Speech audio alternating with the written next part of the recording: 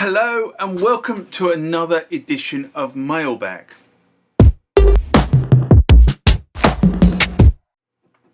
What is Mailbag? Well, Mailbag is a feature of the channel where you guys leave lots of comments on the channel and I attempt to answer those comments, or if I can't answer those comments, I throw it out to you guys who have more knowledge on some of this stuff than I do. So let's get into the first mailbag of this session. Remember, like, comment, subscribe to the channel.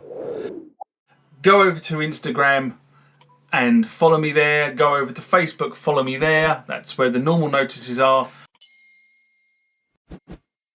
And consider becoming a Patreon.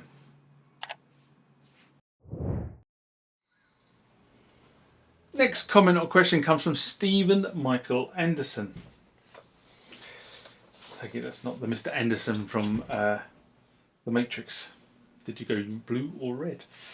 And this was in response to my friend bought a Yamaha Modi X as opposed to a Korg Nautilus, a mailbag I did in May 2023. And Stephen writes, I'm not an expert on Korg backwards compatibility, but I don't think that comparing backwards compatibility in the synth industry with backwards compatibility in the software industry. Firstly, Microsoft's compatibility has been terrible over the last 30 years, with almost daily updates to Windows, hundreds of changes in technological architectures, all of which throw away what was the lauded standard when they established to the prior point. I've been to a conference this week where Microsoft was speaking, and I should shut up. Some change is desirable, and that's called progress, which obviously, with obvious and inevitable implications. Apple, on the other hand, has generally had a much more robust transition from one generation of technology architecture to another, particularly given integration by design with their hardware, usually resulting in machines that last 2 to 3 times longer than their Windows counterparts. Yes, they've dropped some of their technological strengths. Aperture is one. But as an innovator, are far better than other tech companies at bringing their customers across the border with them. Witness their commercial success as evidence of doing something right. I've got to admit, the analogy to Windows may not have been the best technological reference. Maybe Apple or Unix analogy might have been far better. But whichever analogy was used, the point is that synth manufacturers have not, in general, allowed sounds to be ported from one old platform to a new platform.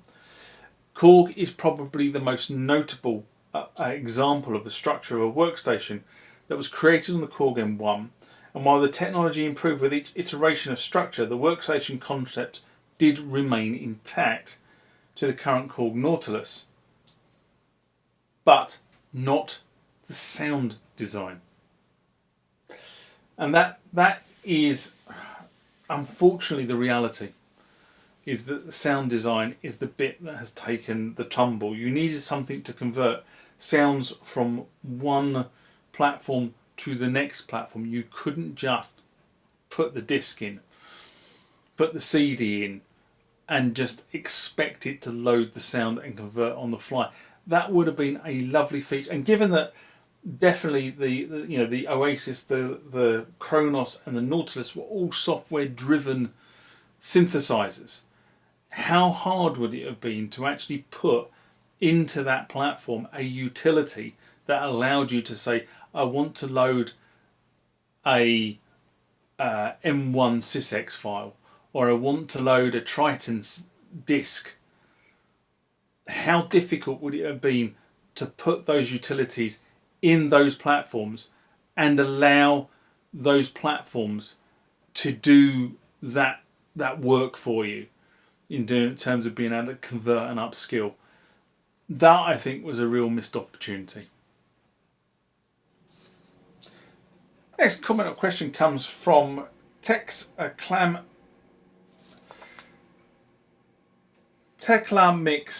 Official 428. And Tekla writes, in response to video 1, how to back up the Roland D-70 using SYSEX, a video I did in April 2020. Funny enough, just after I moved into the workshop space.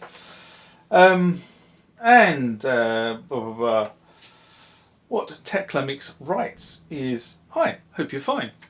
I have a D70 and by mistake they removed the 3-volt battery and I raised the sounds and couldn't back it up. Could you please send me the backup to place it with the SYSEX? That would work for me fine. Greetings from Venezuela. Now I know my channel does get quite a lot of airing in sort of Venezuela and Colombia because I have quite a few people who contact me. Interesting that. I didn't know I was big in South America. Anyway, so at the time I wrote this, I wasn't actually here. I was away on business, so I wrote greetings from Scotland, which was where I was. In fact, I was more specific. I was up in Aberdeen. I'm always happy to help people restore SYSEX files. My only ask is, and this is a general thing, I've said this on the channel a couple of times now, I'm not just going to give it away. Okay, the channel has certain overheads to run, and all I ask is a small donation of $5 or $10 bucks, and I will be willing to help you out. But as I say, there's a number of overheads, and if I keep giving away stuff for free, then the channel could die because it would just run out of funding. So I'm being open and blunt about that. So if you do want a SYSEX file for a piece of machinery that I have or an instrument I have, quite happy to supply it. If you go to the About page on YouTube, there is a link to my PayPal address. Click on that. It will take you through to a PayPal page. Make your donation. Tell me what SYSEX file you want from the list of videos. So if I've done a video about it, I more or less probably will have the SYSEX file for it. Okay. If I haven't done a video about it, I probably don't own the piece of equipment, and if I don't own the piece of equipment, I won't have a SYSEX file for it because there's no reason for me to have it. Okay. I'll make that statement as well, just so that we don't get any confusion and upset people that I'm not sending you stuff through. If I've got it, I'll send it. If I haven't got it, I can't send it. It's as simple as that.